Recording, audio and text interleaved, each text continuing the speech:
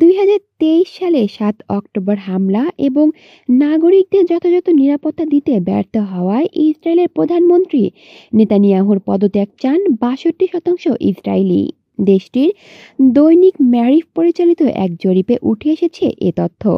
জরিপে অংশ নেওয়া ইসরায়েলিদের মধ্যে 62% জানিয়েছেন তারা নেতানিয়াহুর পদত্যাগ চান। 29% জানিয়েছেন যে তারা প্রধানমন্ত্রী পদে নেতানিয়াহুকে দেখতে চান এবং 19% কোনো মন্তব্য করেনি। জরিপে অংশগ্রহণকারীদের মধ্যে নেতানিয়াহুর নেতৃত্বাধীন লিকুড পার্টি সমর্থকদের পাশাপাশি ইসরায়েলের বর্তমানে ক্ষমতাসীন জোট সরকারভুক্ত দলগুলো এবং বিরোধী দলগুলোর সমর্থকরা ছিলেন। ম্যারিভের জরিপে জানা গেছে লিকুড পার্টির 18% সমর্থকই নাগরিকদের নিরাপত্তা প্রদানে ব্যর্থতার দায়ে নেতানিয়াহুর পদত্যাগ দেখতে চান। বিরোধী দল এবং সরকারের জোটভুক্ত দলগুলোর সমর্থকদের মধ্যে এই হার যথাক্রমে 93% এবং 31%। কলি শিকদার, বাংলা নিউজ নেটওয়ার্ক।